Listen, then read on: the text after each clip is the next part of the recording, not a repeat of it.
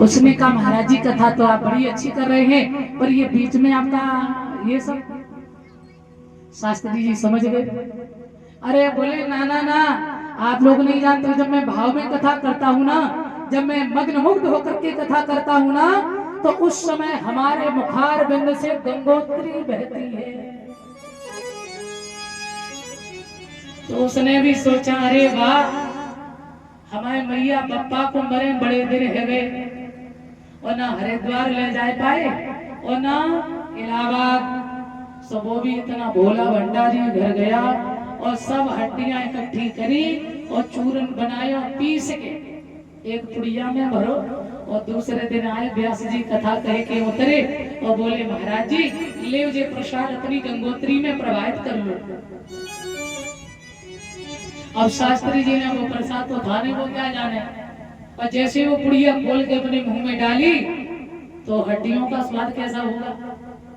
शास्त्री जी ने कहा अरे भाई ये कैसा प्रसाद तुमने दिया। अरे बोले वैसा प्रसाद नहीं था, तो आपने नहीं कल कहा था कि जब मैं मग्न मुग्ध होकर के कथा करता हूँ ना, तो हमारे मुखार बिंद से गंगोत्री बहती है।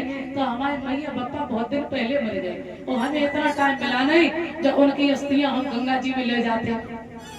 भली गंगा मैया घर में आई गंगोत्री, तो हमने सोचा जब घर में ही आ गई तो काहे कल्याण करवे से रह जाए। हाँ तो महाराज वही शास्त्री जी ने कही थे, और राम भलो करे पूरे हड्डी पीछे खवा दे। बोल गोविंद भगवान की। तो आजकल ऐसे शास्त्री हैं, ज्ञान दूसरे के लिए अपने लिए नहीं है। और हमेशा जो साधक होगा, जो साधना करने वाला होगा, वही तुम्हें आगे बढ़ा सकता है और तुम्हें कल्याण तुम्हारा साधन बता सकता है। और जिसने जीवन में भजन स्वयं नहीं किया और जिसका गुरु श्रेष्ठ नहीं है, वो तुम्हें कभी तुम्हारा साधन नहीं दे सकता है। तो मेरे सज्जनों ध्यान रखना, इसलिए कहते हैं तो एक नहीं, व्यास जी ने, अब इधर देखो सुखदेव ने क्या किया है। भोलेनाथ ने कहा चलो कथा हम सुनाएंगे, पर देवी जी एक शर्त है, क्या कथा सुनते समय सो मत जाना, क्योंकि मैं तो आंख बंद करके कथा करता हूँ। बोले ठीक है। अब आजकल जैसी भी नहीं, उस समय तो नॉन स्टॉप कथा चली है।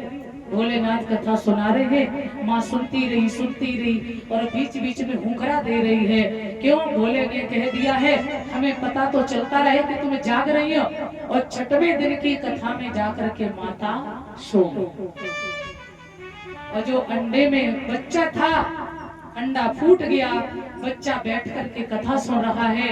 उसने सोचा बहुत ही मधुर कथा हो रही है। अरे जब कोई आम व्यक्ति कथा बोलता है तब कितना अच्छा लगता है, और जहाँ साक्षात हमारे त्रिलोकीनाथ भोलेनाथ कथा कह रहे हो और स्वयं जगत जननी माता कथा को सुन रही हो, तो कितने आनंद की बात होगी।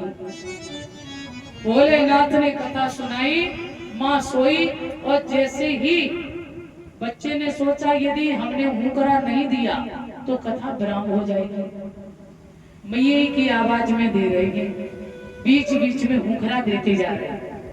कथा पूर्ण हुई, भोलेनाथ ने जयकारो लगायो, सो मैया एकदम से जागी। मैया ने कहा बाबा फिर क्या हुआ। बाबा ने कहा मतलब। बोले क्षमा करना, मैं तो सो गई थी। भोलेनाथ ने कहा फिर ये कथा कौन सुन रहा था। देखा जाकर तो सुख का बच्चा बैठा हुआ है। देखो कथा का एक नियम होता है, कभी भी कथा व्यास पीठ के पीछे बैठकर नहीं सुननी चाहिए। ध्यान देना, कभी भी